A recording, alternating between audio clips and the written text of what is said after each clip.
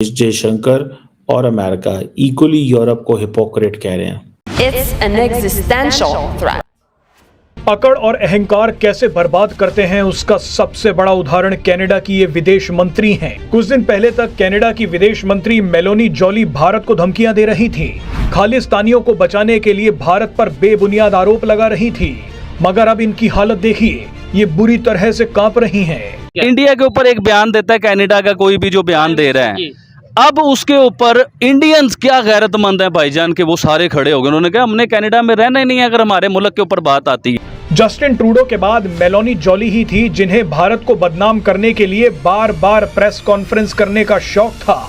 Meloni jolly बोलती थी कि खालिस्तानी निज्जर मामले में भारत जांच में सहयोग नहीं कर रहा है। इंडिया वालों को मैं जान चुका हूं भाईजान, ये लोग प्यार से अपनी जान भी दे देंगे। इनसे प्यार से चलो, जैसे मर्जी लेके चलो। अगर आप इनके साथ अकड़ के चलते हो तो वो आपसे ज्यादा अकड़ जाएंगे। भारत से फटकार खाने के बाद मेलोनी जॉली ने जर्मनी में हो रहे म्यूनिख सिक्योरिटी कॉन्फ्रेंस में यूरोपीय देशों से मदद मांगी है। हमारा मीडिया तो ये भी कह रहा था कि इंडिया की और कनाडा की जंग होने वाली है, ऑस्ट्रेलिया उसमें साथ देगा कनाडा का, अमेरिका साथ देगा कनाडा का। मैंने अपने मीडिया पे ये चीजें देखी हैं।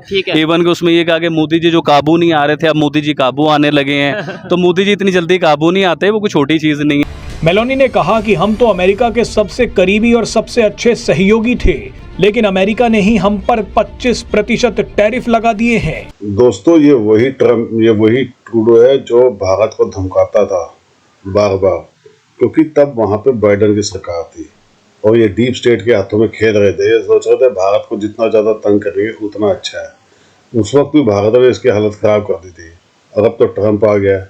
ट्रंप ने आगे बोल दिया भैया 51 मैं अपनी स्टेट बनाऊंगा कनाडा को। अब ये दुनिया भर में गाते फिर रहे, रोते फिर रहे, इनको कोई नहीं सुन रहा। आप सोचिए, ट्रंप से जिसकी दुश्मनी हो जाए, अमेरिकन राष्ट्रपति से, अमेरिका बहादुर से, उसको कौन बचा सकता है। अब ये पूरा यूरोप के अंदर हांडता फिर रहा है और ट्रंप ने आगे से यूरोप को भी धमकी दे रखी है कि तुम पे भी टैरिफ लगाऊंगा, तुम बड़े मजे लूट ले तुमने बैठे बैठे हमारे राज के अंदर। अब उनकी अलग से फटी पड़ी है। दोस्तों, सबको डरा दिया ट्रंप ने सिवाय एक मोदी जी के। भारत को कुछ भी नहीं कहा ट्रंप ने। देखिए मजेदार बात यह है, क्योंकि भारत के साथ उसको पता है कि मैं बिगाड़ नहीं सकता। दुनिया में एक अकेलौता भारत ऐसा देश है दोस्तों जिसके साथ ट्रंप भी बात करते हैं, सोचता है कि यार उनके साथ बात नहीं बिगाड़ दें। आज कनाडा की हालत देख लीजिए और आज देख लीजिए भारत कहाँ खड़ा है। कमेंट्स कीजिएगा दोस्तों, वीडियो को लाइक और चैनल सब्सक्राइब जरूर कीजिएगा। Thank you very much. Closest friend and the best ally of the United States. Period. The best neighbor they could ever have. But when we hear 25% tariffs, it's an existential threat because this would account on hundreds of thousands of jobs in Canada being lost and higher unemployment rate coming from our best friend and best ally. If the US administration is doing that to Canada, you're next. India के ऊपर एक बयान देता है Canada का कोई भी जो बयान दे रहा है, अब उसके ऊपर इंडियंस क्या गैरतमंद है भाईजान के वो सारे खड़े हो गए। उन्होंने कहा हमने कनाडा में रहना ही नहीं है अगर हमारे मुल्क के ऊपर बात आती है। इंडिया वालों को मैं जान चुका हूं भाईजान, ये लोग प्यार से अपनी जान भी दे देंगे। इनसे प्यार से चलो, जैसे मर्जी लेके चलो। अगर आप इनके साथ अकड़ के चलते हो तो वो आपसे ज्यादा अकड़ जाएंगे। हमारा मीडिया तो ये भी कह रहा था कि इंडिया की और कनाडा की जंग होने वाली है, ऑस्ट्रेलिया उसमें साथ देगा कनाडा का, अमेरिका साथ देगा कनाडा का। मैंने अपने मीडिया पे ये चीजें देखी हैं। इवन कि उसमें ये कहा कि मोदी जी जो काबू नहीं आ रहे थे अब मोदी जी काबू आने लगे हैं। तो मोदी जी इतनी जल्दी काबू नहीं आते, वो कोई छोटी चीज नहीं है। देखिए इंडिया चढ़ता हुआ सूरज है भाईजान। ऐसे ही है। इंडिया आने वाले टाइमों में कनाडा शैनेडा ये खुद ही बन जाना इंडिया ने। तो उन लोगों को कनाडा की जरूरत नहीं है। हाँ, हमारे पाकिस्तानी होते तो हम लोग तरले कर रहे होते कि यार हमें ना निकालें, हम पाकिस्तानी नहीं है, हमें इधर ही रहने दो, बस हमने इधर ही रहना है। और यूएस जैसे कंट्री उसके अगेंस्ट बयान देते हुए जो सा वो सोच देखें, ऑस्ट्रेलिया पावर है, अमेरिका पावर है। अभी तक देख ले, ना ऑस्ट्रेलिया ने, ना अमेरिका ने, ना किसी ने इंडिया के अगेंस्ट किसी ने बयान नहीं दिया। ठीक है यार, ये तो बात होगी एक साइड पे। लेकिन पाकिस्तान के मीडिया में क्या चलाया जा रहा है कि दुनिया के बड़े बड़े ममालिक इकट्ठे हो गए, इत्तेहाद हो गया इंडिया के अगेंस्ट। और ये उन्होंने हमारे मीडिया पे चल रहा है कि इंडिया ने कनाडा में कोई टेररिज्म किया है, कोई ऐसे जो है ना एक्टिविटीज की हैं, उसमें इन्वॉल्व है इंडिया।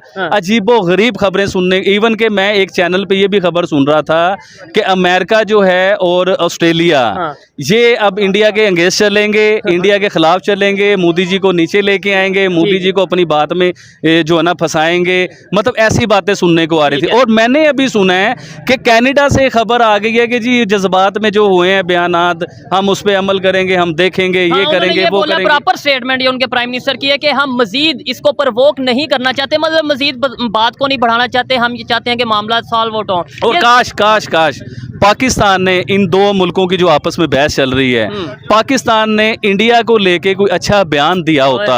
आप यकीन कीजिए कि इंडिया वालों में मोहब्बत पैदा होनी थी, ऐसे ही है, उनके बीच में लविंग सिलसिला पैदा हो जाना था कि पाकिस्तान हमारे हक में अच्छा ये मौका था।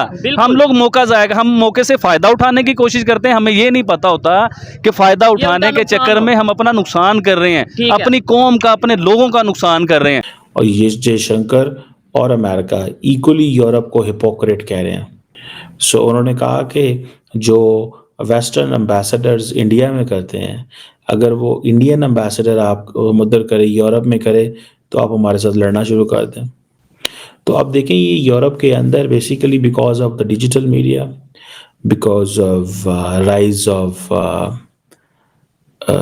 जो social media companies, rise of this non state actors, private actors, हालात जो हैं वो एक नया सोशल कॉन्ट्रैक्ट की बात हो रही है। सो ये चीज़ जो है आप इसी से अंदाज़ा लगा लें कि how much problem is there. It's a crisis situation. Crisis situation नहीं आप कहेंगे इसको, कि जहाँ पे Indian and American targeting Europe की ये बात चलनी शुरू हो गई है कि भाई साहब अपनी फौज बनाओ, शायद with the passage of the time things will change. और वो कैसे चेंज होंगी कि पूरे का पूरी जो दुनिया है उसका सारे का सारा सोशल कॉन्ट्रैक्ट ही बदल जाएगा। सारी की सारी दुनिया का आपस में एक दूसरे के साथ इंगेज करना बदल जाएगा। अमेरिकन्स एंड बाकी जो हैं वो आपस में इसी तरह ही अब एक नई लड़ाई शुरू हो जाएगी। ट्रस्ट मी, बिल्कुल एक नई लड़ाई शुरू हो जाएगी। और वो इस चीज़ को रियलाइज करते हैं कि यूरोपियंस को एहसास दिलाएं, अपनी सिक्योरिटी का बंदोबस्त करो। मैं तो बिल्कुल डिफरेंट किस्म की इंटरनेशनल पॉलिटिक्स नज़र आ रही है। पहले होता था यूरोपियंस एंड अमेरिकन एक दूसरे के अपनी बात किया करते थे, और दूसरा इंडिया इतना ज़्यादा असर्ट नहीं किया करता था। अब इंडिया बहुत ज़्यादा असर्ट करता है। इंडिया ने अपने आप को, वो जिसे कहते हैं ना, इंडिया कॉन्सिडर्स दिस कि उसको हर कीमत पे अपनी आवाज़ देनी, बुलंद करनी चाहिए, अपनी आवाज़ पे बात करना चाहिए। जयशंकर अपनी इस टोन एंड टैनर को जारी रखेंगे, टफ टाइम देंगे पाकिस्तान को, बांग्लादेश को, सबको टफ टाइम देंगे, वो माफ़ नहीं करेंगे। और अमेरिकन जो हैं वो यूरोप को टफ टाइम देंगे, वो नहीं माफ़ करेंगे यूरोप को। अब इंडिया अपने आप को कहता है जी कि हम एक स्ट्रॉन्ग ग्लोबल वॉइस हैं। डॉक्टर जयशंकर ने अपनी जो लाइन एंड लेंथ है वो डोनाल्ड ट्रंप की लाइन एंड लेंथ से करीब कर ली है। मिसाल के तौर पे ट्रंप कह रहे हैं पीस होना चाहिए, बस ये होना चाहिए, वो होना चाहिए। ट्रंप इंडिया भी यही कह रहा है कि हम रिलाई करते हैं, इंडिया की बहुत बड़ी आवाज़ है कि there should be a lasting peace. लेकिन इंडियंस जो है वो टफ टाइम दे रहे हैं। इंडियंस ने धमकी लगाई है कि भाई आपके जो एम्बेसडर हैं वो क्या तबाही मचा रहे हैं इंडिया के अंदर, कैसे हाउ थिंग्स विल एंड, कैसे चीज़ें ख़त्म होगी, कैसे चीज़ें बेहतर होंगी, और क्या इंडिया और अमेरिका का वर्जन ऐसे ही मिलता रहेगा।